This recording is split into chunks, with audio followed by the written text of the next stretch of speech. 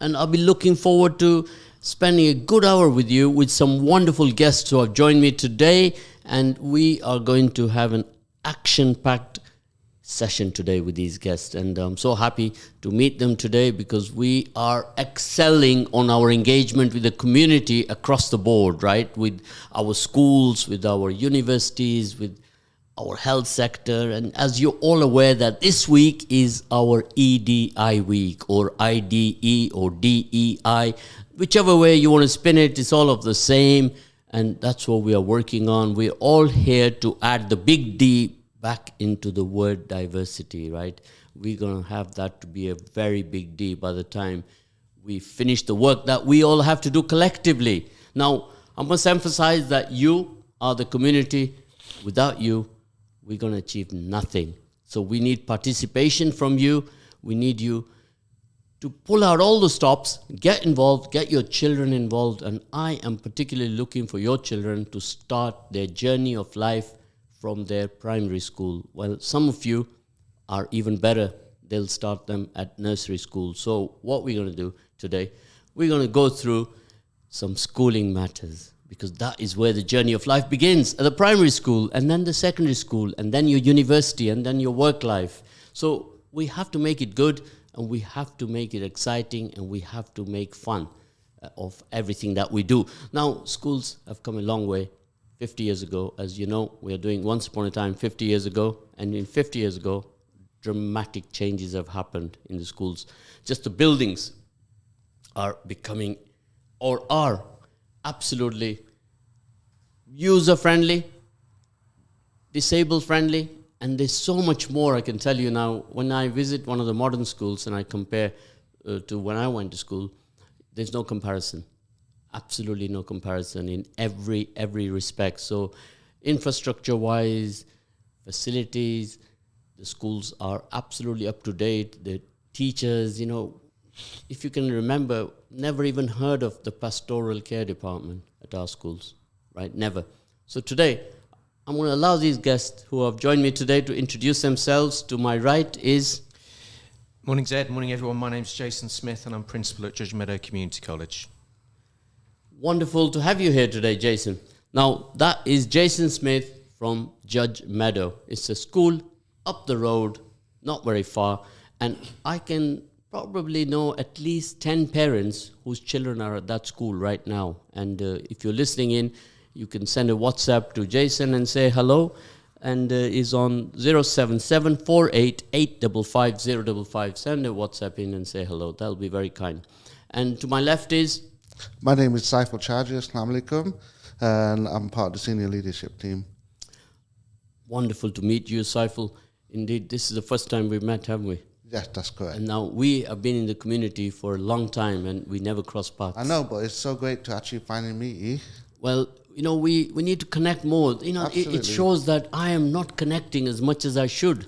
I think we should continue our chat after the show. Definitely. Hopefully we can be lifelong friends. I need to do the school runs and get connected more with the schools. And I started my community journey in the schools, right? At one of the schools nearby. I was a governor there. And that's when I connected with the schools, and I discovered the sea in the community. Before that, I was busy with my own journey and never even came down to the community. But now I've been active in the community in various areas, and once you're there, you get so emotionally attached that you won't create change. You don't want to stop creating change. And you get a lot of knockbacks, but you carry on. So today, Saiful, who's going to go first, Jason or Saiful? We're going to discuss here today what we are all worried about is the culture capital. So first thing I want you to do, explain to us, what is this culture capital? Is it like a capital city or what? It's definitely not a capital city. Yes. I mean, cultural capital initially it's a sociological term. It compromises the social aspects of a person, sort of education, intellect, style of speech, style of dress, and it's about how that helps you or how that promotes social mobility within society. I think in school we use it as a more encompassing term to think about the skills that students need that aren't necessarily always taught through the formal curriculum. So we talk about some of the softer skills that you need in life, about being disciplined and organised and being a good public speaker and being confident and knowing how to present yourself when you go for job interviews or when you're in different social contexts. So cultural capital for us is about wider skills, is about students becoming more rounded. Yes, you need to work hard and study and pass your exams, but there's an increasing amount of evidence out there now that indicates that as well as having the best exam results, students need other skills as well. So in an ideal world, a school is a meritocracy. You know, if you work hard and you get the best results and you get the best grades, then you get the best place at college and you get the best place at university and you get access to the best jobs. And I wish that was true, but it isn't always true. What we find is even students that worked really hard and get the very best grades are still often not able to compete with students that have some of those softer skills. So it frustrates me that this country is still, in terms of elite jobs, in terms of government, in terms of leaders, is still dominated by children that go to private schools, the children that have those advantages. And so when we talk about cultural capital, we're talking about giving students the skills to be able to compete so they can become future leaders in this society, so they can get the elite jobs. And unfortunately, that's not just about your exam results, that's about a wider set of skills.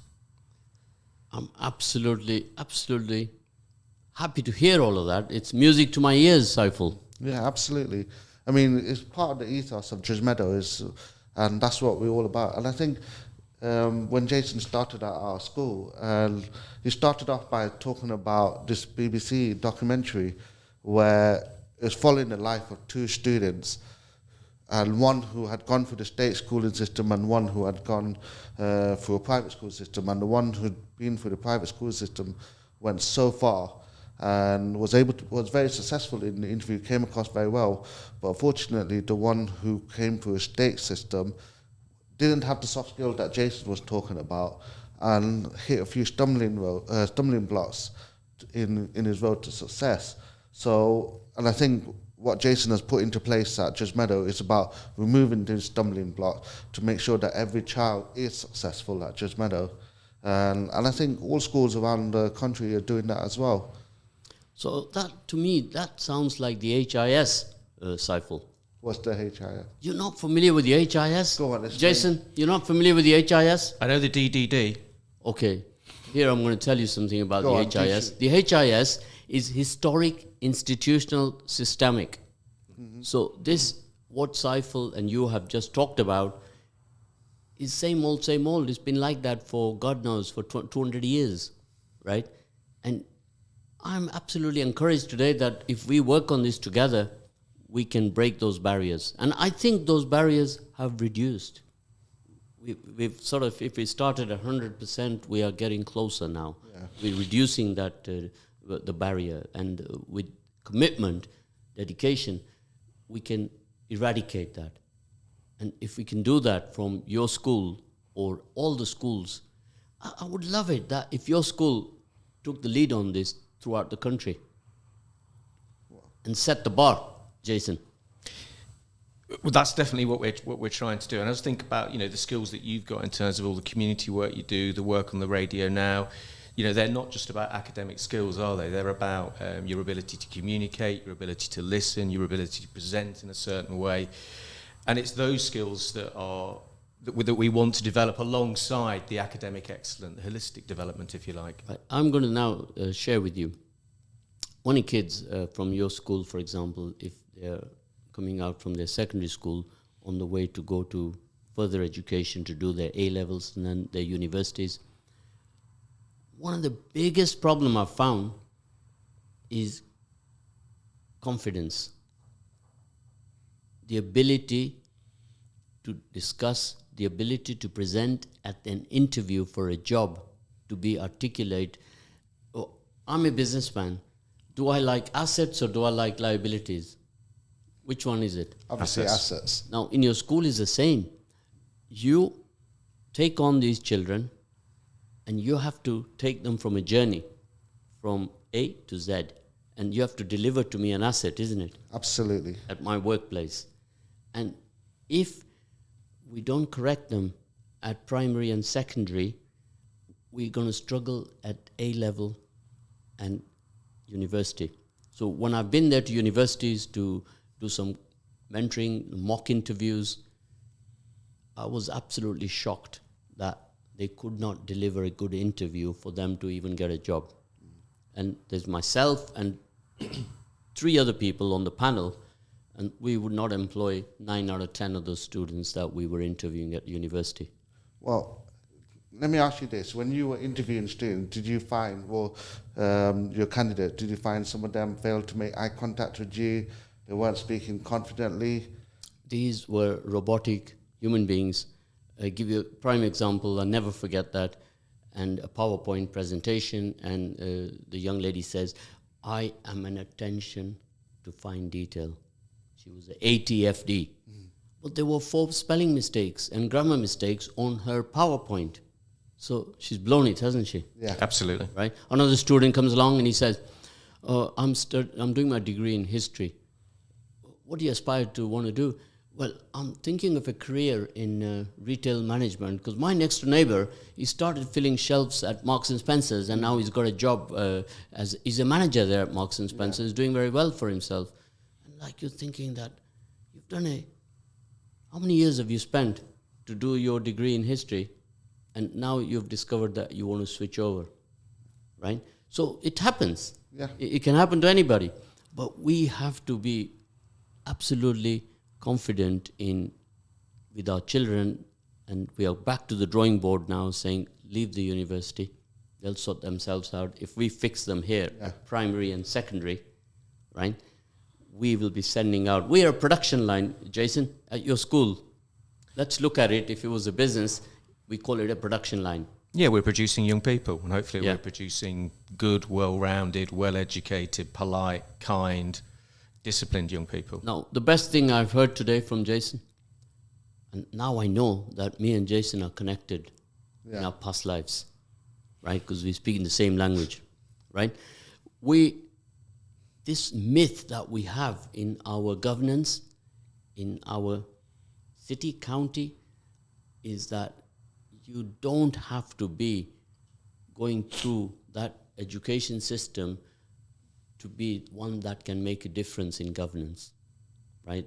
You don't have to be. You can be from a school like your school, and you can still go there, be articulate, be confident. Your speaking skills are next to none. And if we from the radio can make that happen, we bring your kids here, we put them here, and we teach them. Let's work on them and give them different skill sets, and they'll be better for it. And if their parents get involved, that's even better, right? We can't do this alone. This is going to be a partnership between us, the community, and you, the school, and the parents. Absolutely. This is a 3-way partnership. So all of you listening in right now, pay attention. I'm going to be like a headmaster to you all you parents there, right? If you don't pay attention and you don't take part in this journey, then don't come and blame me or the school or anybody else for your own failures. Parents, you have to be there to do 60% of the job. The school will do 20 and I will do the other 20, right? So parents, these kids, they spend more time with you at home than they do at the school. How many hours is a kid at school? 5 hours. 5 hours. Out of 24 hours, what is 5 hours in percentage, Saiful? Saiful, you're the maths teacher. Yeah, you just caught me off guard. My wife's going to tell me off because I'm never good at mental math. But no, it's not. Like, obviously, percentage-wise. It's about 20%, right? Less than that, in fact. Now,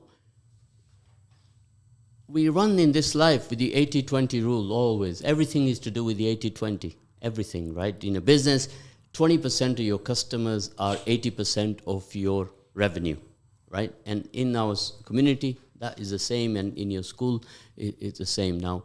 Like, when I was at school, Jason, we had this notion that the kids who don't do well sit to the back. And I say, no, let's change that. Let's put them at the front. Well, it's funny that you say that because what we do, we actually do something called cold calling. And when we do questioning in class, we don't let students put their hand up. We actually decide as teachers who will answer the questions, and therefore in that way we're giving every child a voice and giving every child an opportunity to give them that confidence. Now, I must reflect upon the last 2 years where education has suffered due to the COVID like everything else has, and the digital revolution saved us. If we did not have those laptops at home, you couldn't do a study plan, could you? No, absolutely not. And it's been difficult, Jason, for the teachers as well as the students, because that physical contact, eye contact and voice contact disappears out of your life. Yeah. It has a detrimental effect upon you mentally, doesn't it, Jason? Yeah, definitely, and it has been a difficult 2 years, and we got we got better in education, and we got better at Judge Meadow. So when the pandemic first started, you know, we were sending work home, we were putting work on the website, we were using our interactive channels, but we got much better. So, you know, we learned how to teach lessons on Teams, we learned how to interact with pupils, and then, like you say, you're right. So students needed access to tech at home in order to access their lessons. So, you know, at the beginning of the pandemic, we got children trying to do essays on phones, parents sharing one laptop between a family of 4, parents working at home, they need the laptop to access work. But we were able, so the Lionheart Academy Trust gave away something like 450 laptops during that period of time. And so it wasn't perfect, and it wasn't perfect at the beginning, but towards the end of the pandemic, we were so much better, and students were able to access education. And there have been some advantages than that. So those laptops that were given out, students, you know, they've still got those, they can use them at home, they can access their education at home. So it has been a difficult time. And I think with the cultural capital as well, I think during the pandemic that we withdrew into our communities a little bit, and we withdrew into our houses. And that was inevitable. But I do feel now that, you know, if we want students to be well-rounded, we want them to understand the community they live in and the communities around them, that we need to come out again a little bit more, and we need to students need to experience life in its fullest. And I think you understand yourself and you understand the world you live in when you come out of your bubble a little bit. Of course you do, and I think now I'm so happy that we're a bit out of it. In a country like Uganda, schools were just shut for 2 years. There was no facility there as such, you say that, and you can imagine the destruction to all the children. And I tell you, the impact is that a 14-year-old girl, now she's become 16, and she is having to forcefully get married because now she can't, her family can't even look after her, right? So they're forced into, they're already in poverty, now they're even in more poverty. And the cycle continues, you know. Poverty has a mannerism of multiplying the wrong way. Yeah. Right? In the whole world, the TY, poverty, right? You've never seen it reduce, have you? It's always on the increase, regardless of what Bob Geldof did, right? You remember that? Yeah, I remember that. And I suppose also at the moment, the cost of living rises and fuel, it's also really difficult for ordinary families that live in this community. And you know, all of us, it's a month of Ramadan, Saiful. Yeah. And it's a month of reflection. It's a month where we practice the 3 Ds, or we try to, the discipline, what Jason mentioned, somebody's tipped him off, obviously, right?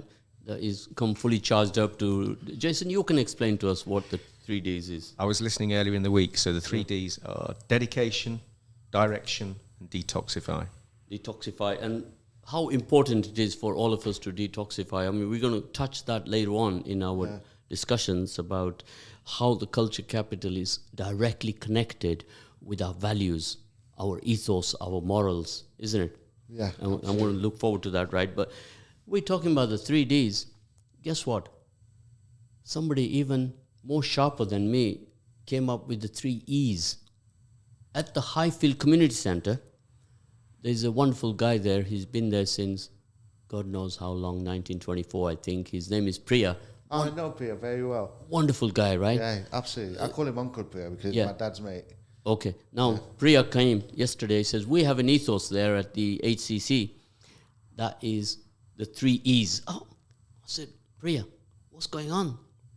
And what are the 3 E's? I'm really excited to hear Now, this. when we are on the radio here, Jason, we're not just chatting, talking, empowering, passing on knowledge to our listeners out there. We're actually working. You know, somebody better start paying us per hour here. Yeah, we're actually working. And he said 3 E's is enhancing lives is the first E. That is their ethos. That's what they stand for. Empowering communities. That's what they do. And enterprise for all. Right? How is that then? Is that good or not? That sounds brilliant. Awesome. So you see how all this fits in together, doesn't it? And it helps us a lot in our everyday lives to live by these kind of ethics. But then, you know what? It never stops there. Then somebody else comes along with the 3 C's. Jason, what is going on here? Have we started a revolution from the A to Z of each alphabet letter? I think, we should just keep life simple, right? Because Well, you try telling that to Sadiq Patel. He's the mayor in London. And he come up with the 3 C's, which is community, congregation, and cooperation, which all ties in with the culture capital, doesn't it? Yeah. Right? Now, we're going to hand it over to your kids at your school to run the rest of the alphabet, because I'm happy now with the C, the D, and the E. The rest of it can be done by your kids.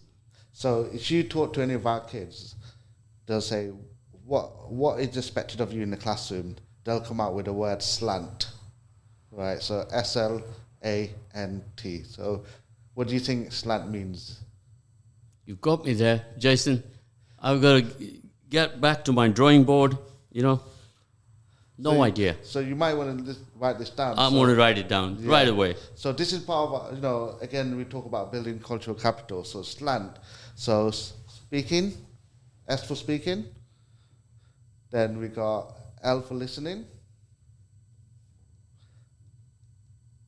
Then we got A for actively tracking the speaker.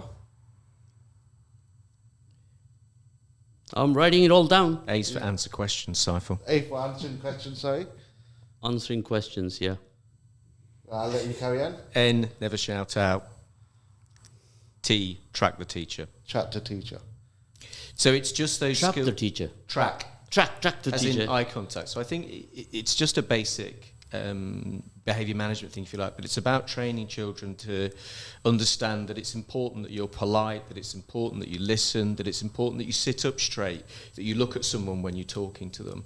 I mean, Zed, if you're a businessman, an enterprise man, if someone turns up for a job, is it more important that they've got the best qualifications, or you want someone that's polite, that sits up straight, that looks at you when they speak to you, that is respectful, that turns up on time, that is never late? These are the skills that we're also trying to teach. Right. We talked about this a couple of days back, and we said that all these things, we live our community lives, our whole life is a train journey, right? And we have got many things to do during that journey, right? So when we come to a workplace and we say that every one of us has to do the ATC, adapt to change. Now, many of us are resistant to change. What we do with them is we do the RTM to them. What's the RTM? RTM is return to McDonald's. Right, guys, you're laughing, Dan. I'm going to tell you something. Yeah.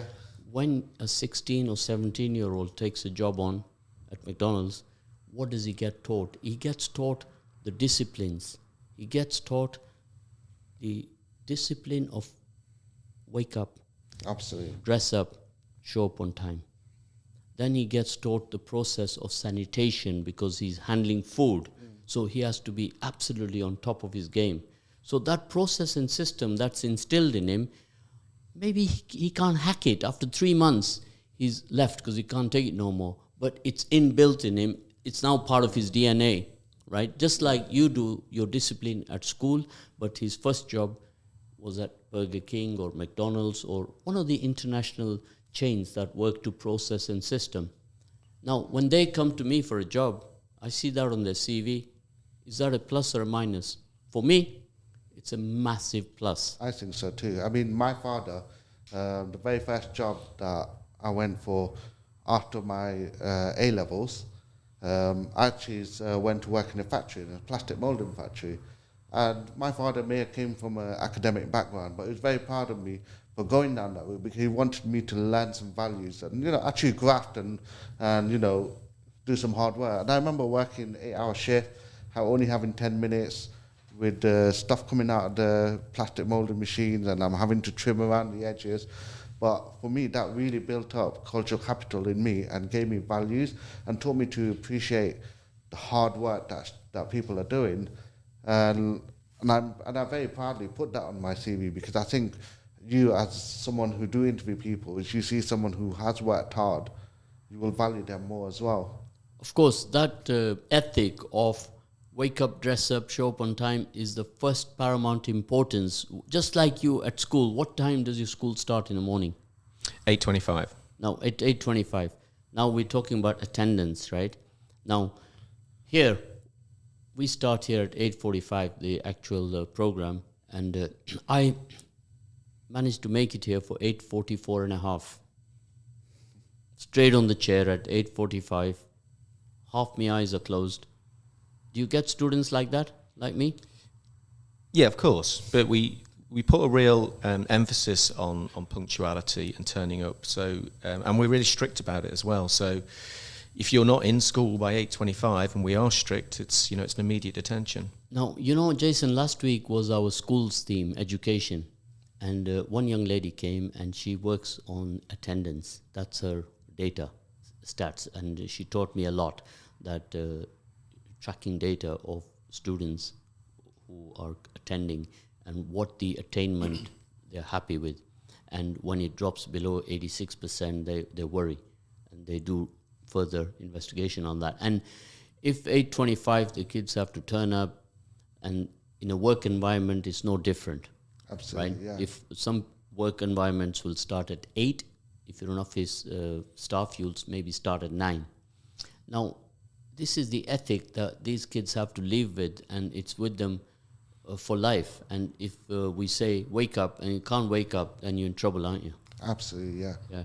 And to emphasize this to the kids while they're at the school will show them more appreciation that what is the reason. Yeah, that's why for punctuality. Yeah, I mean that's why every Friday in our tutor time we have attendance tutor time. Tutors go through attendance PowerPoints just to give a bit of explanation about why it's important to attend. And for us as a school, we always strive to hit 95% for every child.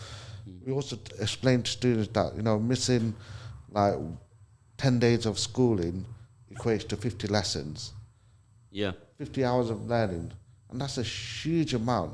So 50 hours of learning missed throughout a whole year, right? It's amazing when you think about that amount of time of learning that's lost also has an impact on your GCSE. And do you want to guess how many grades it could impact? How many? 1 grade. So potentially if you're sitting 10 so exams. missing 10 days in a whole school year, all your grades across the board will drop by 1. That's what studies have shown. So if you're on target to achieve a grade 8, you're going to achieve a grade 7. Yeah. So we have gone through I particularly want to move on to the culture capital, what Jason, both of you and Saiful have gone through, right? That one point here you mentioned was the poorest children are 11 months behind when joining school, right? So the divide between the rich and the poor is absolutely crucial, isn't it? Yeah. Yeah. So what do we do about that? We work hard. We work harder. So at Judge Meadow, we often talk about we may not be the most advantaged, and there may be others that are more advantaged to us. But what do we do about that? Well, we don't make excuses and we don't moan. What we do is we work harder, and sometimes we have to work harder than others. And just coming back to your attendance point, there's nothing more important. It's a basic thing and it's obvious, but if you don't come to school, then you're not going to learn. You know, I've been doing this 25 years, and people like to analyse data and go over various different aspects of ethnicity and culture and postcode. You know what it tells you when you look at exam results, what data tells you? If you don't come to school, you don't do very well. And if your behaviour's not good enough at school, you don't do very well. It's as basic as that. You come to school, you work hard, you behave appropriately, you can be successful. Of course, this data, what we're talking about, is a global issue. It's not only here in Leicester at your school, but we have to focus on what we have at hand. We're not going to here today sort a problem out nationally or globally, but if we can get our own house in order, then that's about what we can do, right? So these disadvantaged students are twice likely not to achieve their GCSEs, aren't they? The school with the English, maths, and everything else. So when we talk about disadvantaged students, we're talking about students who are on the SEN register, people who are what we call pupil premium, and so students who have who access free school meals, right? So they're they're twice as unlikely to get their GCSE qualifications compared to their better off classmates. And what all schools are doing are trying to close that gap. And trying to close that gap where what we have them students as successful and on par with their counterparts as well. And what all schools do, they do something called positive discrimination, where they look at these students and they say, okay, what are you doing and how can we support you to be able to get your GCSEs? And there's a lot of interventions and a lot of monitoring that goes on in that process. Well, I took this on head on myself 10 years ago, and I put together a class and bought equipment, some stationery. Then I went hunting for some teachers from university who wanted to earn some money. And 10 years ago, I was paying them £10 an hour. Yeah. Now, the whole idea was to go reach out to the disadvantaged areas to get those kids to come and have 2-3 hours of education. And we found that the parents who were coming from the better areas, we said they have to pay £5 an hour for their kid. They would drive from another area like Oldby and Wigston here to Evington Road to drop their kids off and then pick them up 2 hours later. Yet the kids that live around this area and Highfields and all that, we would not see them. So the class was full of those kids. Now, those parents, when I looked into this, I was told that these parents, they don't even have basic necessities of food, for example, than to worry about the child's education. And that is 10 years ago. So I don't know where we are today, whether this is still prevalent. But I had a go. We ran these classes for about 6 months. I think about 8 months we ran them for, and then it just folded away. But I can tell you now, those kids that came to the classes to learn maths, science, they are now gone past university and they're doing really well. Yeah. So that added education to those children made a lot of difference. So it's an input of parents, Jason. The parents have to wake up as well. We have, we have to work together. I mean, in terms of disadvantaged students, we do have a lot of interventions, and and sometimes you can remove barriers, even if it's just giving a student a Chromebook, a laptop, so they can access education at home, providing a free school meal. But I think the other key point to this is we do interventions, and we do try and remove barriers. But for me, it's more about all children receiving quality first teaching, and us having high expectations. Just whether you're disadvantaged or you're not disadvantaged, the expectation is you're in every day. The expectation is you're in your uniform. If you need some support with that, we'll give you that. The expectation is your behaviour will be amazing, that you'll do all of your homework. I think sometimes schools and society have been guilty of having low expectations of pupils because they've experienced some barriers. And in my experience, the higher the expectations are for all, the better students do. And we're seeing that at Judge Meadow. So the gap between what we call pupil premium students and non-pupil premium students has got smaller. And that's not because of interventions, that's because of improving teaching for everyone. So we have to find that balance where the culture capital and the academia, they have to work together and go hand in hand. One will damage the other. So we have to address that. And these are the emphases you are working on. Yeah. That we have to be fully charged up. Now, Saiful, I would like you to run through these point 1 to 4 so our listeners understand what we are trying to emphasize today. Yeah, so what's happened is the Sutton Trust, they did a study, and the study that they found was summarized that point number 1 was that the poorest children are 11 months behind when joining school. And point number 2 was that disadvantaged students are twice as likely not to achieve their GCSE qualifications in their English and maths compared to their better off classmates. Point number 3 is that Britain's most influential people are 5 times more likely to have been privately educated. And point number 4 is if you are born into a wealthy family, then you are 2.5 times more likely to become wealthy. And these are the 4 summary points from the Sutton Trust. Now, when Jason, when we go down to the 80-20 rule, so we are more or less, we are saying 20% are that way, the list that he's gone for, and 80% are this way. So the 20 are going to now start governing the 80, and that's where we have our problems, Jason. Sutton Trust, are you listening in right now? We've sussed it out here between the 3 of us, and this is what we have to address. So we are looking out for producing some champions in community life, in academia, and I will emphasize to all of you listening in right now that with academia, when you add the cultural part of it, now you have equals to intelligence. Is that intelligence that we are looking to build? Just academia will not fix the problem. No. When you join it together with the culture capital to make these children aware, right? How many diversities you have in your school? I think at the last count there was something like 32 different languages spoken at Judge Meadow.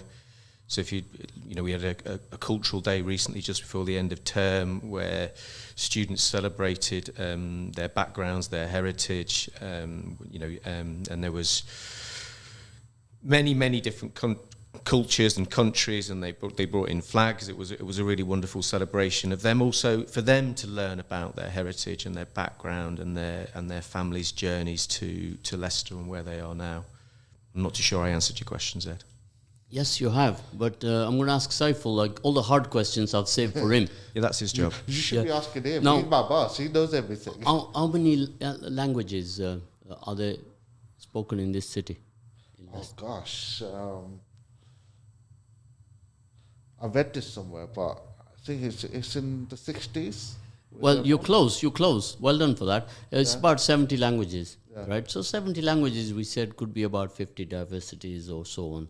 But when we came to this country 50 years ago, Jason, there were only 3 ethnic minority groups, or 4.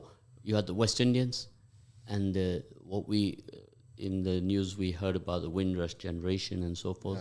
Yeah. And there's a bit of culture capital for you, Saiful. Shall I give him another hard one there? Go on. Right? Yeah, give Saiful the hard ones. Yeah, Jason, bring it on. Jason, the Windrush. Yes. What was the Windrush? Do you know? Well, from what I read in the newspapers, there was an emigration of the West Indies to the UK, and apparently the Home Office lost some papers, and they didn't get naturalisation. They couldn't get their British passport, and they were in limbo for quite a while. Okay, why did they call them the Windrush? Because they came over on the boat that was called the Windrush. Exactly.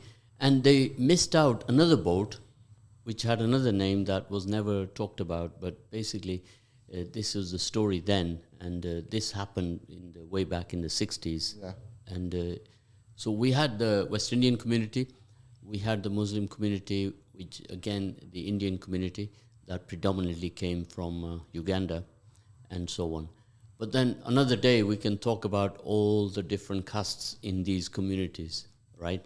That also needs to be addressed, to talk about the cultural capital, how we can break down the barriers simply by empowering knowledge into each other and also our children. Well, that's why it was so important for us at Judge Meadow to do Culture Day, because it's a celebration of all our cultures, all our diverse culture that we are at Judge Meadow.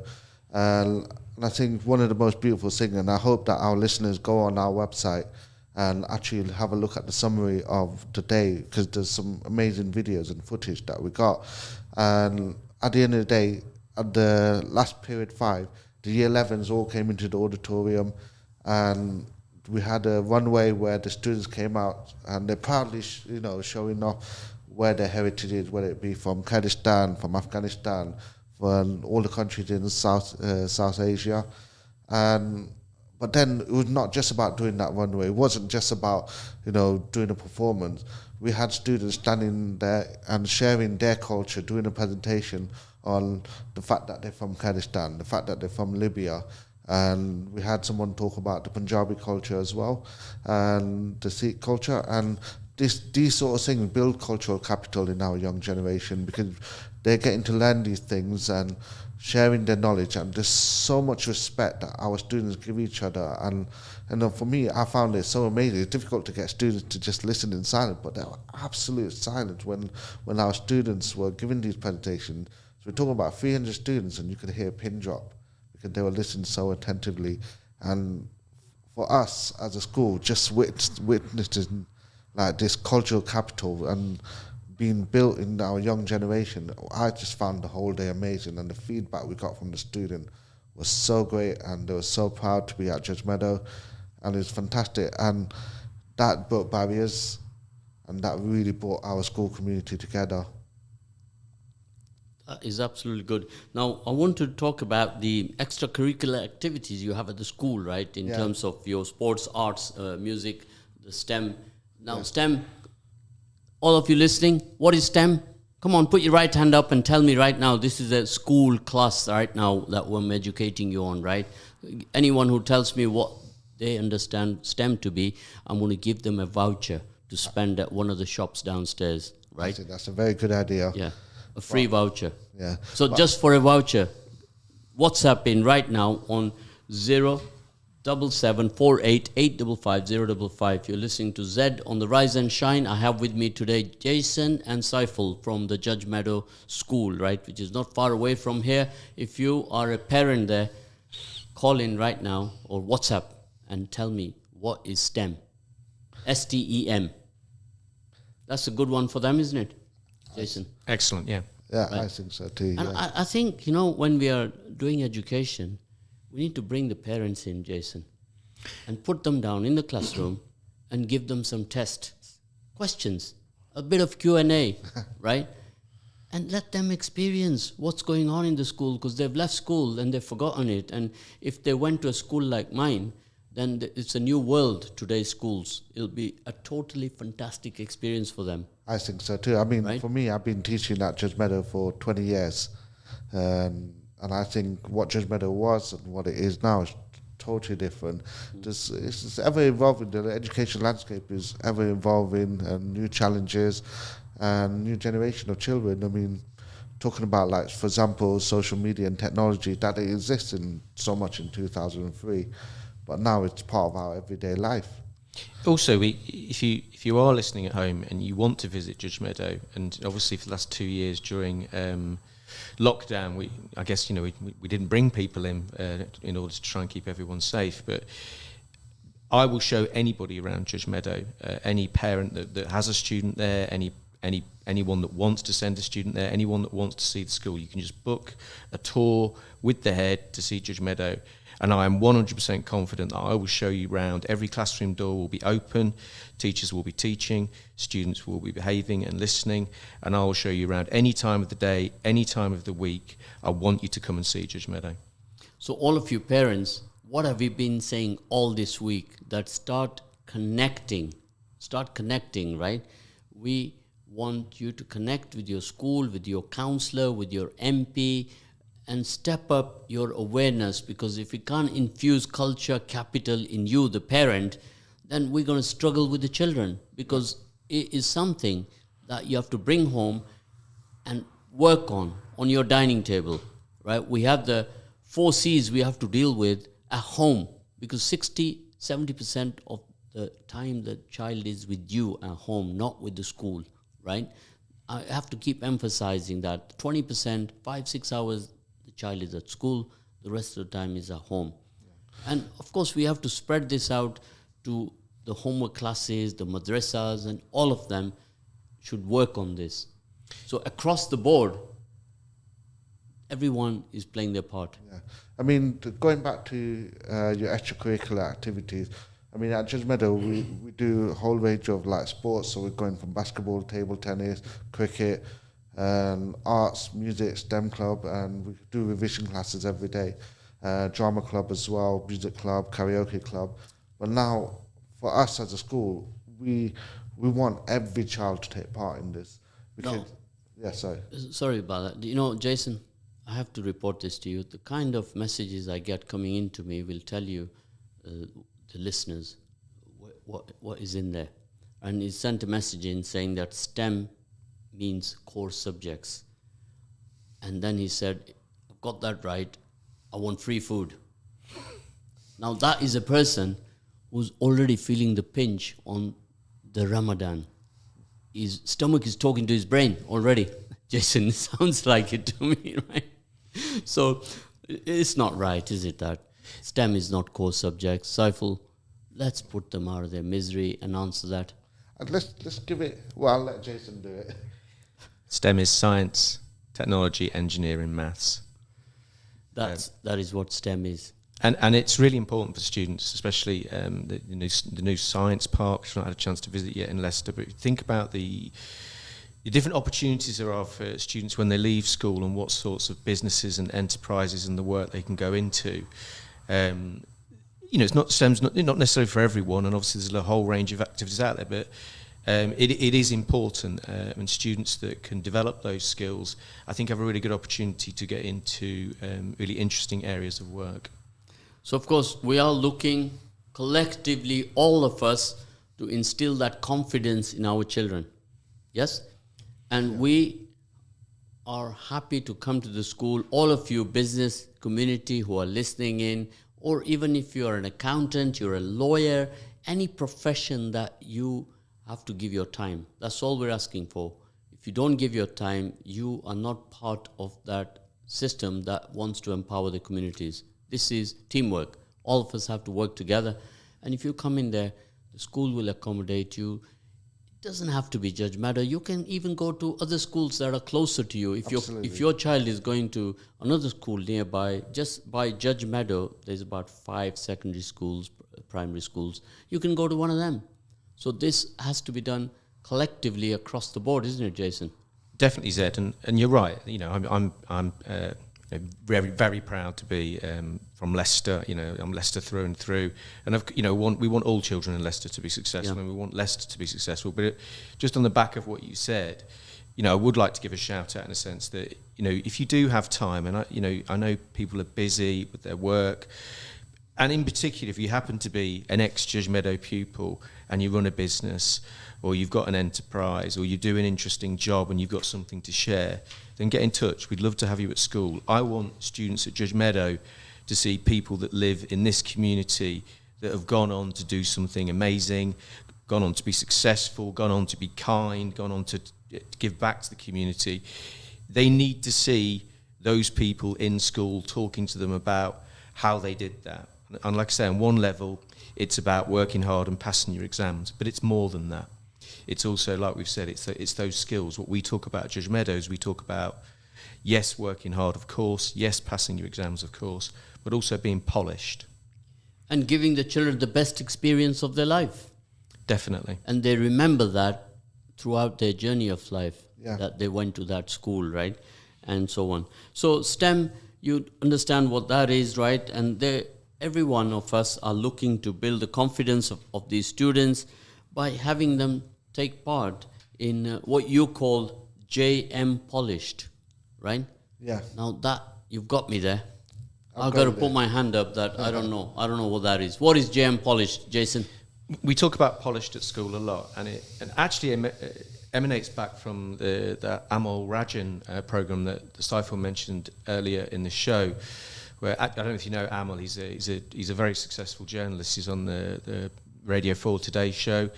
But he's a son of Indian immigrant parents, and he's almost the perfect model for meritocracy in the sense that it worked for him. So he's from a humble background.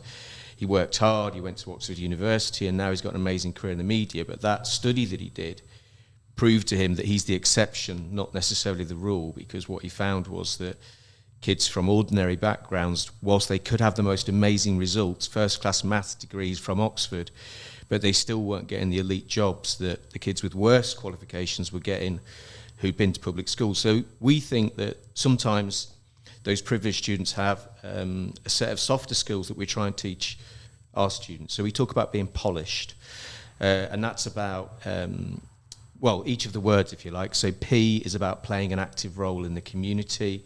It's about helping others. O is for oracy. It's about the ability to speak clearly, hold someone's eye contact, be confident. L is about leadership. I is about independence. S is about showing a love of reading, and reading is really key. H, helping others. E, experiences, joining an after-school club, being involved in something. D is demonstrating the ethos of Judge Meadow. J is joining in.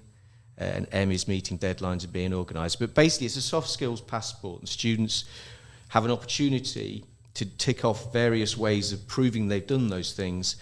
But it's also just part of our ethos. So when I do assemblies and I talk to students, I talk about being polished. And what I mean by that is looking smart in your uniform, tracking the teacher, being confident, asking questions, being polite, helping your classmates, saying thank you, manners, all these things, they're key.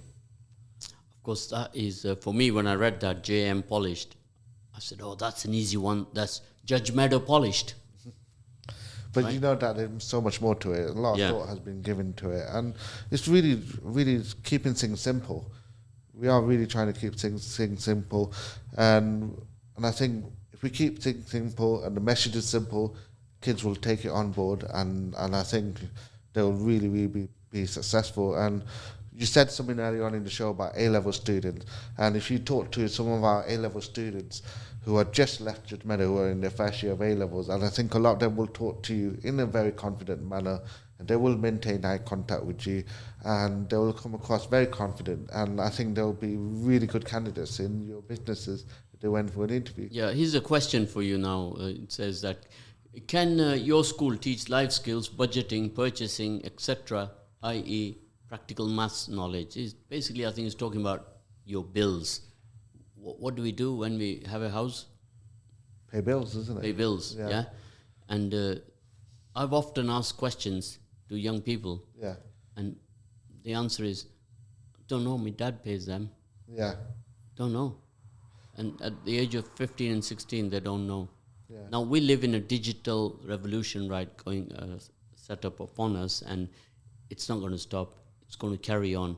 Your attendance at school is going to be digital very soon, totally. So there's no register. You walk in, bang. Wherever you go in the school, pinpoints what time you are and everything. There are software houses that I know of that are working on that now. Then it's a matter of the government just passing it, and always the objection of, oh, it's a recognition, I don't want this, I don't want that. But it's upon us, Change is inevitable, isn't it? Yeah, absolutely. I think what you're talking about as well, I think some of the universities run those systems now, don't they, where kids just click in with their cards. Now, we're going to go on now with this. Cards are going to be out, the thing of the past, right? You're coming very soon. When was the last time you went to Starbucks or Tim Hortons? I'm not a big coffee drinker. So you go there now, it's cashless. It is cashless. Yeah, sure. I mean, I use my watch nowadays just to pay for stuff. Yeah. Right, and it's amazing. It's like, that's the way the world is now. It's incredible. Yeah, I could actually leave home, and sometimes it's frustrating. I remember last Ramadan, I went to buy some food, and they go, oh, we don't take cards. And I actually didn't have my card with me. I didn't have any cash. luckily I met a friend of mine who's happened to be running down the road. And I go, mate, leave me a tenner. I need to buy food. Otherwise I have to go home. Now, this is quite a shock to you that we are today in that way. And about 8 years ago, I was in China, and you were walking through a cashless supermarket, right? So what Amazon has made in London now, China was at it 8 years ago, totally cashless, and everything is paid from their card. And some of these countries are ahead of the game, you know.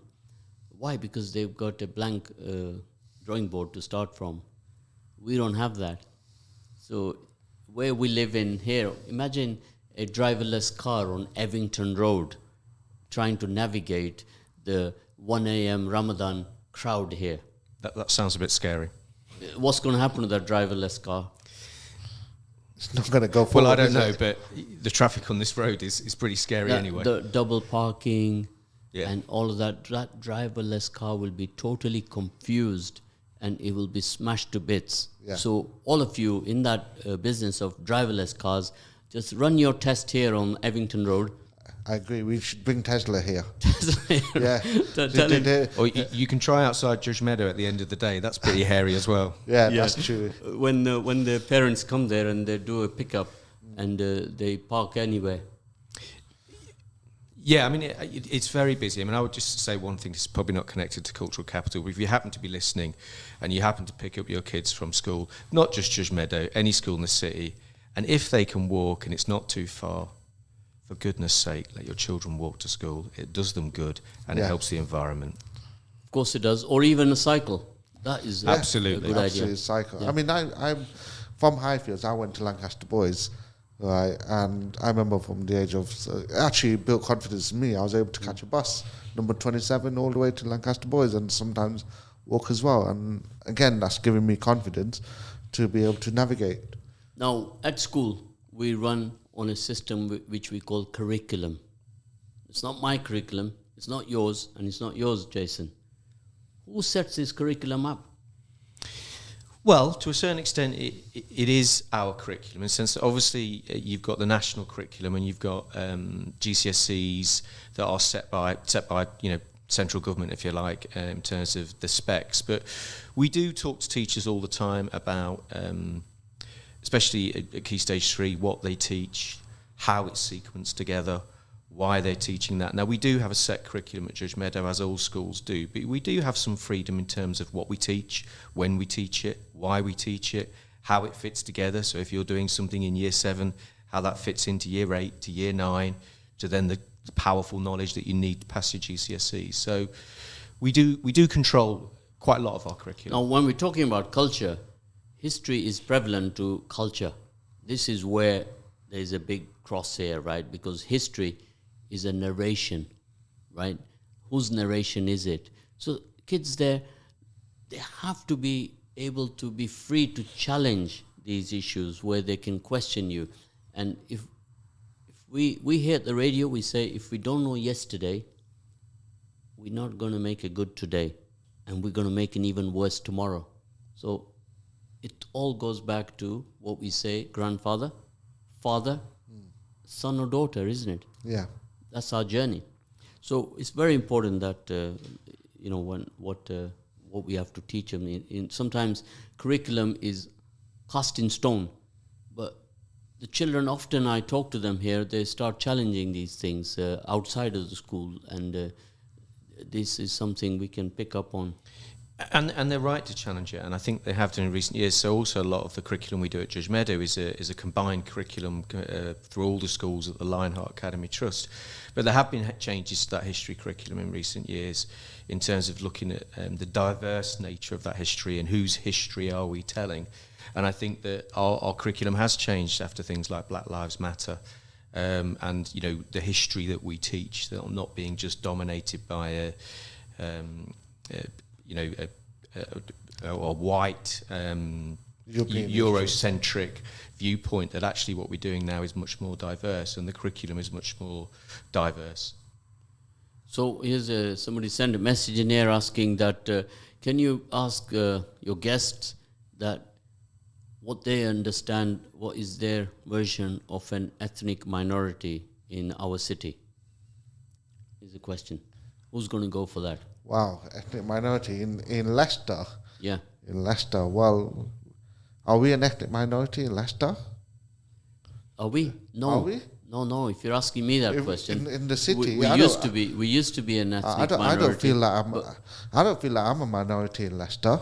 No. Do you feel like a minority in Leicester? No. When I often get these forms that we fill in and they ask you about your ethnicity, I always write human, and that's the end of that. Yeah. Right. So I don't live by ethnicity because I'm a cohesive human being, and actually the answer to that for this gentleman is that if you were to go by the caste, color, creed and culture, then you and I are the ethnic majority in this city. Yeah, we are. Right?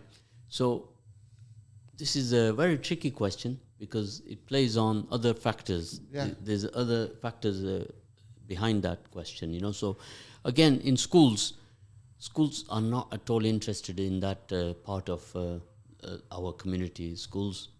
Children come there from many different diversities, as Jason has mentioned at his school, and they deal with them as one. I think we want to celebrate diversity and recognise difference, but I think the thing I always say is that we have our differences, but we've got more in common. Of course, we have been saying that since 50 years, and we've not said anything different. But another question, again, we talked about this, and this is a question regularly about coexistence. We coexist, don't we? Yeah.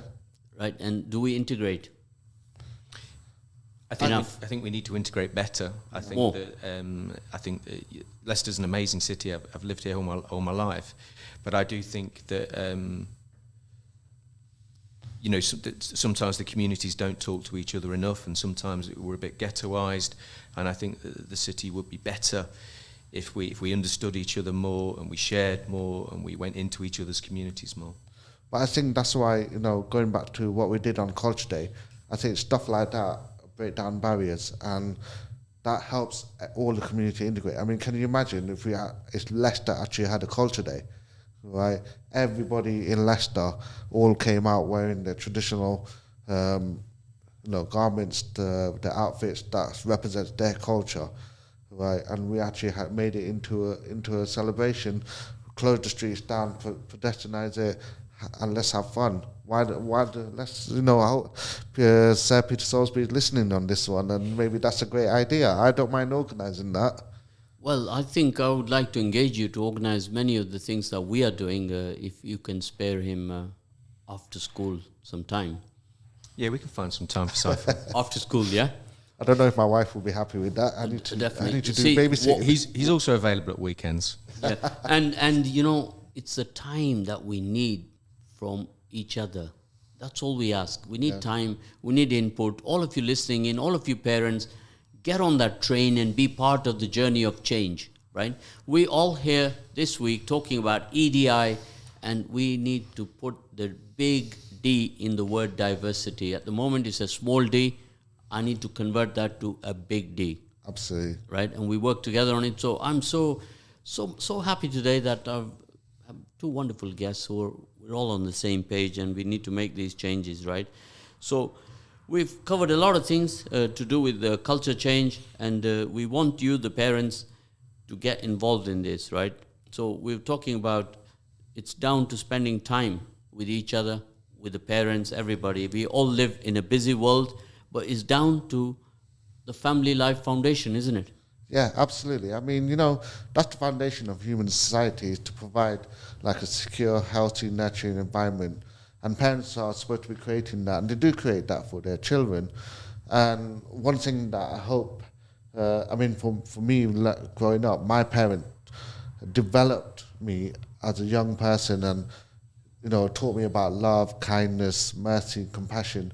And that's what my parents and these values brought down to me. You missed out something else. What's that? Empathy. Empathy.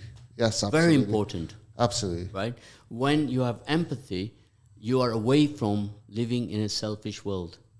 Right? It cannot be about me. Right?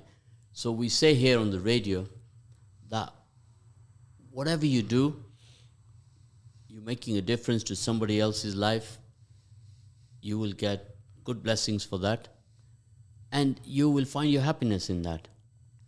So all of us, if we live by that ethic, Jason. Yeah, what's the quote? If you can never properly understand someone until you can learn to walk around in their shoes. That may not be exact, but quote from To Kill a Mockingbird. But I think empathy is absolutely key. And also, it strikes me that during Ramadan, I'm not that knowledgeable about it, but during the holy month of Ramadan, isn't that about not thinking about yourself and thinking about others and empathizing with others? Well, we've saved that bit for the last part of the program, which we're going to go through about the whole emphasis of the Muslim deen. Yeah. So Saf has got his weapons loaded for that, right? So be ready for that, right? So it's very important. All of you listening in right now, you know that we are doing the hospital appeal at the Leicester Children's Hospital. So if you can make any donation for that, we've already collected about £1,400 to buy presents for the children there. So please come on board and do your bit. So that is on justgiving.com/fundraising/Ramadan-radio. So if you go on that Just Giving site, you will be able to connect and make a donation of £5, £10, whatever you can, and that'll be great. Hospital is what we have been supporting for some time, and each year we continue to support that. All our institutions in our city, they are ours, not somebody else's. So one day you're all going to have to use that, or your family or your children. It's a state-of-the-art children's hospital, new construction, new building. So please bear that in mind. Don't forget, our institutions are ours. Yeah. Yes? I agree with you because, I'm thinking about 3 years ago when my daughter was born, and unfortunately she had jaundice after a couple of days, and it was quite severe, and she was taken into the NICU in the, Royal Infirmary, and she had to be put into an incubator, which was surrounded by UV lights, and I understood that it's actually donated by, that was produced by donation from the Muslim community, and I'm really grateful for that. So again, listeners, please do give a donation, and I think it's so crucial, especially in the time of Ramadan. In Ramadan, this is the time when we start thinking about what we have, invest in our community as well, and also set an example for our children. Well, now that you brought the Ramadan topic up, we're going to go straight into Saiful for you to explain to our listeners the merits, the ethics, the values that we talked about earlier. Okay. So, we talk about, I'm just trying to find my page. I've lost track of that now.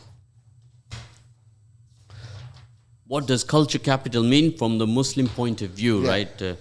So from a Muslim point of view, cultural capital, what it means is that every Muslim, obviously we learn about the 5 pillars of Islam. So 5 pillars of Islam being fasting, shahada, hajj, zakat and salah. But it's not just about that. It's also about learning the history of Islam. Now, I feel that students will learn about the history of Islam, how Islam was created, but it's not just about the rise of Islam, but what happened after the rise of Islam. And I think there's such a fascinating history about the Muslim Empire. For example, the Umayyad Empire, which was formed in 750 CE, which spread actually from Saudi Arabia all the way to Spain, called Cordoba in Spain. So if anybody who watches Game of Thrones and they see scenes that are filmed in the Dawn area, that's actually filmed in Cordoba, Spain, and that was part of our Muslim heritage. Of course, I'll add to that in the time of Salahuddin, in that period, there were 2 Muslim families who were empowered to take care of churches, the Christian churches in that region at that time. So that was the connection that they had, the bond they had, where they all lived together. So often, Jason, what we have to all learn that if they could live together in that period, I don't know how many years ago, then they can do it today, can't they? Absolutely. I mean, the thing is that from what I read about in history personally, it's like there was such an emphasis on coexistence, and everybody just got on with each other, and businesses were trading with each other, and the wealth of knowledge was being passed around, and I think this is something that our parents can pass on to our children, and so certainly as a parent, that's what I'll be passing on to my daughter, and teaching her about her own culture and her identity, and that can only be passed from a parent to a child, about their heritage as well.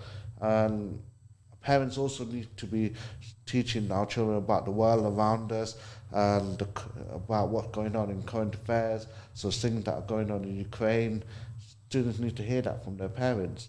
But now, from an Islamic point of view, the values of being a Muslim, and to achieve Raza Ilahi. So this is about the pleasure of Allah, morals and ethics.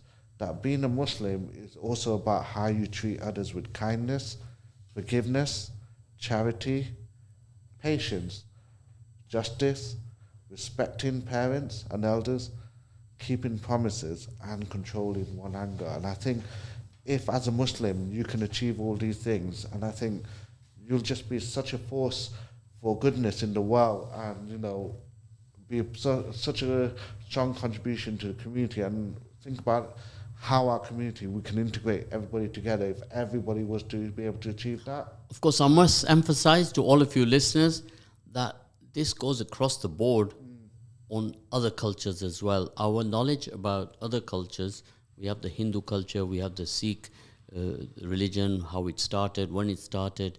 That education is what breaks down barriers when we know about each other. And of course, it goes without saying that to have a taste of the food from that culture is a final polishing moment. Absolutely. Right? So when we organize these culture days, I will be happy to bring some good food there, right? And then that food tasting session will engage us with the culture. Well, next time we have culture day at Jazmada, I'm going to invite you in. Yeah, and I'm going to sort of write some maybe 20 words from these different cultures that I'm familiar with, so we can all practice to say that. Absolutely, yeah. Right, because language is a barrier, isn't it? Yeah, definitely. Yeah. So when Jason, that's my challenge here, is to teach you 20 words in Punjabi, Gujarati, and that will be, it's fine. Let's include Bengali in it as well. Bengali as well, yes. I'll help you with that. He's put his foot in it now, Jason. I'm going to ask him the next... He's giving me more work to do. Jason, I want to ask him another question now. Is how many Bengalis are living in Leicester? Oh, about, at this moment in time, I would say roughly 6,500, 7,500. He's way out. Oh, He's what? way out. The figure is 12,242, right? You're way out. So he's going to go home and wait for that census. And he's going to go home and double check what I've told him. No, right? I'm just going to ring my dad, actually. Your dad knows, does he? Yeah, because my father runs BYCS, the local community centre, which is just on Bidop Street. What's it called? BYCS, so Bangladesh Youth and Cultural Committee. Okay. Yeah. That's right. So he'll know that figure. Oh, he'll definitely know it. So he'll be very. So we had Moj Bashir here. Yeah, so Moj Bashir is a very close family friend of mine. Moj told us that figure. Yeah. And Moj is well clued up, and he came here and we had a great time. And he's another guy I want to bring on board to come to the school. Yeah, I mean, That'd be great. You met him on our event that we had, because we had the interfaith iftar party event. So Moj, after Ramadan, you be ready. Me and you will be going there together, right? Yeah. So this is our aim at the radio, has been to interact with all different cultures, all of them. It's Ramadan, and people will say, well, it's only for the Muslim community, but I've said no, it's for all the communities, right? And we've engaged with them, with the councillors, with the MPs, if you can get hold of them. Jason, have you tried to get hold of an MP? I have a few times, yeah. It's not so easy, right? So next time, I think I'm going to go through Jason to get through to the MP. Because Jason looks like he's got more influence than I have. I'm not sure that's true. Yeah. So all of you, we try our best. Leicester MPs, or all of you who know an MP, let's get them on the program and have a banter with them and ask them some challenging questions. So, of course, as you're all aware, the MPs never answer. They give you a diplomatic answer. They never tell you the way you ask it. So let's go on now. How has this all changed from, say, the last 20, 30 years ago, from when I was at school or when you were at school? Let's go back. Let's take, sorry to be picking on you. Go for it. Go Right? for it. 20 years ago, 40 years, 30 years ago. 30 years ago, 30 years ago. how was your school then to Gosh, what you see at Judge Meadow? I mean, let's think about primary school right now. And, thinking back, I think building cultural capital has always been there. And I still remember being at primary school doing an assembly on harvest.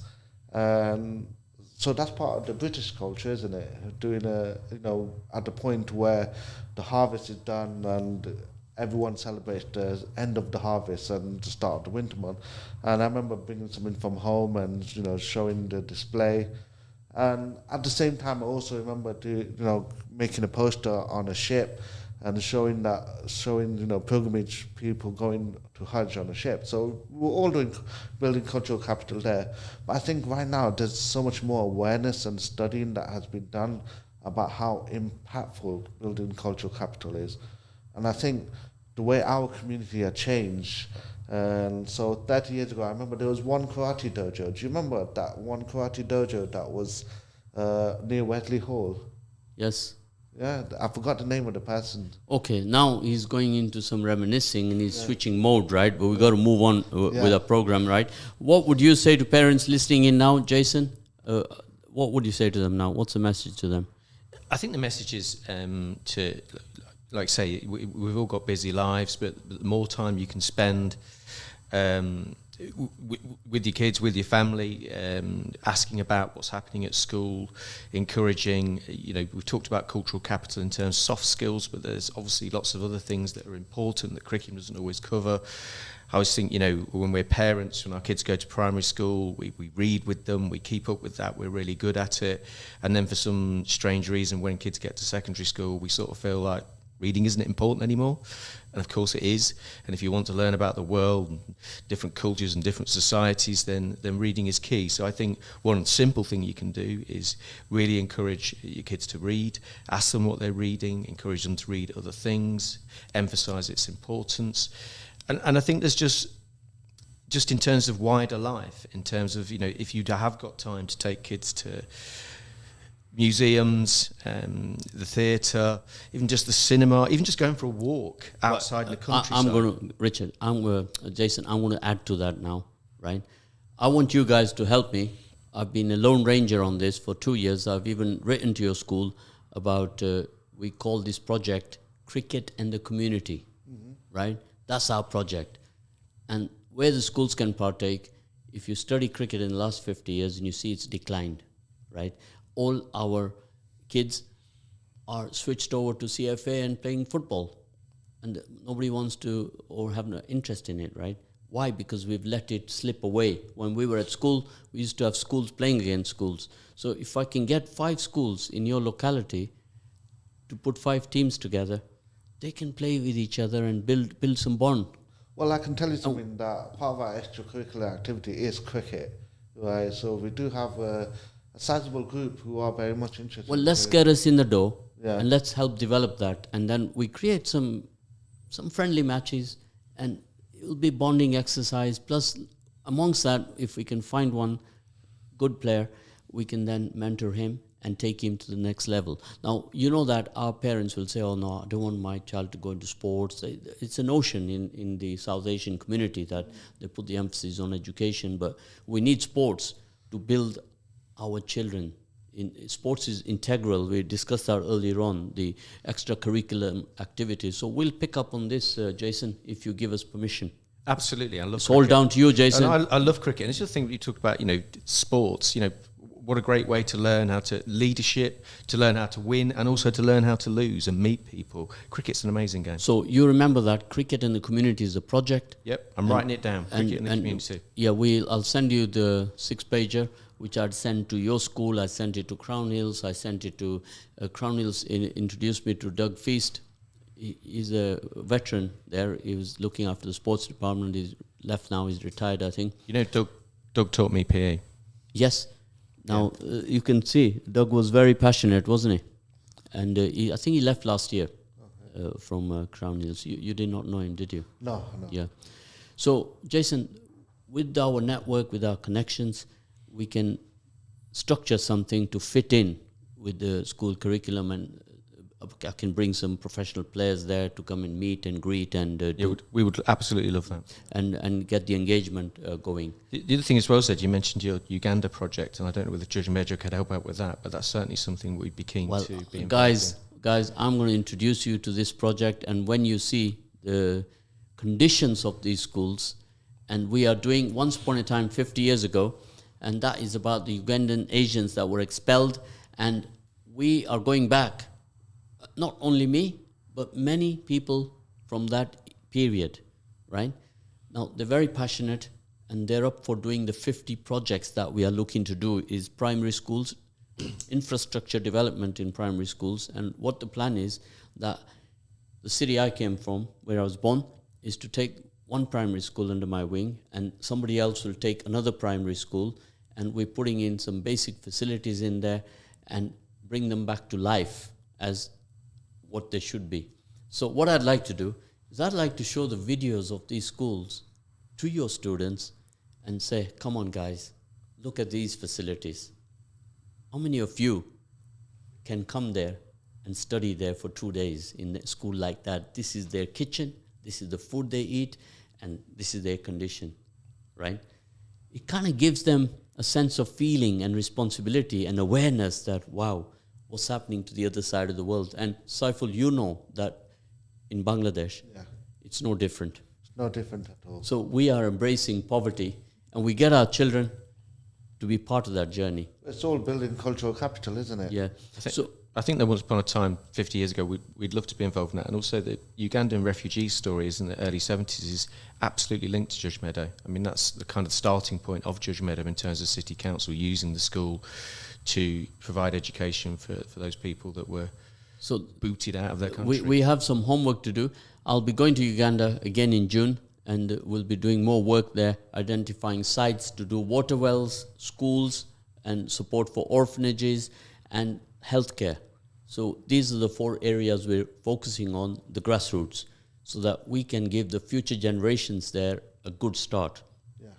And that's our bit done. And if we can tie up a school with a city or town there, which is very, very, many of the Ugandan Asians, they probably studied at your school. Yeah, definitely. The history is there. Yeah, in Judge Meadow, in Crown Hills, Mudney was not there at that time.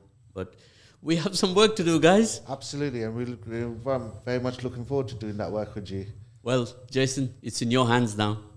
Bring it on. Right? We got to do this thing, and we got to pull it off together. And if we're up for it, I'm sure that the rest of you in the community will join. And now, don't forget, all of you listening in right now, we are with Jason and we are with Saiful. They're both from Judge Meadow, and they've taken time out to come and spend with us at Radio Ramadan. And thank you for listening. And we're going to be closing very shortly. But the other one project we are doing in the community now, and Jason, if you can also add some names, it's called the Diversity Pipeline. Are you aware with what the Diversity Pipeline is, Saiful? I'd like to hear more, please. The Diversity Pipeline is a pipe, a plumber, right? And then he puts a T on, doesn't he? Yeah. Now, in that pipeline, we got 20 community organizations who are doing fantastic work in the community. These are the champions of the community. Without them, the community is going to suffer. And these guys are doing a great job. Now, we need charity organizations or a community center like the HCC, and 20 of them. Now, the secret here is, Saiful, which you're going to go and discuss with your dad, is they need to be from all diversities. So you are talking about to Sikh, to Hindu, to Muslim, more diversity that you can think of from across the board. So I took this project to New Parks. All these areas in Leicester have to come on board. Yeah. Then we all work together. We engage them all with the business community. There are many thousands of businesses that will engage with them as their sponsors. So what we are doing next week is called Community Partnerships. So Community Partnerships is a project where we all partner with each other, with the schools, with everybody. So these champions, the 20, of course, that pipeline in the future can extend, can't it? What does a plumber do when he wants to extend? Add more piping. He puts more pipe in, doesn't it? And that's our journey of life is a pipeline, isn't it? Yeah. So we have to empower and pass that on to our children, because if you want to change tomorrow, we have to do it with today's kids. I was going to say, with the community champions, what we need is the youngsters involved. Now for this, I've allocated a new title, and that title is called CDO. You know what that is, Jason? I don't, sorry. Saiful, you must know it. CDO, Yeah, Chief Development Officer. he's got it. He's been tipped off. That's why I brought him. It's a community development officer, right? Yeah. Every one of us have got to take care of our community, right? We all have to be community development officers, and we will make a difference, right? Where the old ethic in Uganda, where we came from, you wouldn't dare be a truant from school. You know why, Jason? Everybody in the town knew your dad. So if he saw you, he'd stop his car, put you in the back of his pickup, and drive you straight to your dad's shop. But before he took you there, he'd give you one clip at the back of the head. And then you go to your dad, and the dad would finish the job off there. Okay. So you couldn't be a truant, because wherever you went, you saw your dad's friend somewhere, because everybody knew each other. But those days are gone, right? The clip, the cane is all gone. The new sheriff in town. So Jason, community, Leicester is not a big city, is it? No. How many people live here? I would say 400,000 in the city. Approximately. Yeah. He's doing You well, actually did isn't that. Yeah. You did that question, didn't you? Yeah. Yes, we do that question often. The reason we do these questions, Jason, is that we want our community to become aware of how many people live here, what is their breakdown, which diversities they belong to. We, not only the children, we all need that awareness. We all need that awareness so that we can work together better when we are aware like that. So every day is a day of learning. Eritrea. Have you got any students in your school from Eritrea? Not from the top of my head. Now, worse than that is nobody has a clue where is Eritrea. It's in Africa. Yeah. And our friend from Highfield Community Centre looks after them in that centre. They come there to learn English. They come there to be signposted for training, for becoming PT instructors, and he's signposting them. Because when a new community comes in, what I'm saying to all of you listening in is that it's not necessary that you have to create your own centre. No. I went to madrasa at New Parks, at the team hub, and they are doing a madrasa there in the evenings. Isn't that fantastic? Absolutely. Right? Like you say, you don't need your own centre. We need to work together. Exactly. Now, I want all of you listening in, call me in, and I want to take you along with me to the team hub to meet them, to engage with them, right? Don't say it's us and them, that area, it's a no-go area. That's what I want to eradicate, Jason, right? So when we cross over students, it's to build friendships, not to build rivalry, like we used to have a rivalry with your school when we were at school. Our school was called Linwood, and your school was called Lancaster, so that was our rival school. Like your school is Judge Meadow, your rival school is Crown Hills, right? Now, when those rivalries starts, they've been around here for 500 years, they don't set us in good path going ahead. We need competition. We need sports competition. We need good friendly banter, because sports is part of our life. So, Jason, I'll leave it to you to close it off now, because we're going to have a rest now. Yeah. Well, I wanted to thank you, Zed, for inviting us on to Ramadan Radio today. It seems to me, having listened a bit, not too much, but also been on the show today, that Ramadan Radio is a beacon for diversity and community, and we can all learn from that. So thanks a lot for inviting us on. It's my first time on the radio. Hope we did okay. And it seems to me, in terms of the work that you're doing and how you're reaching out into the community, it's really impressive, really good. Thank you. Thank you for that, Jason. And yourself, Saiful? Yeah, and just want to say thank you for having us on. And you know, the world has become such a small space now, and we should really consider that we live in an international community. And I think for us, just having our listeners listening, that you know, teach our children that they need to be aware of the world that we live in. Right, all of you listening.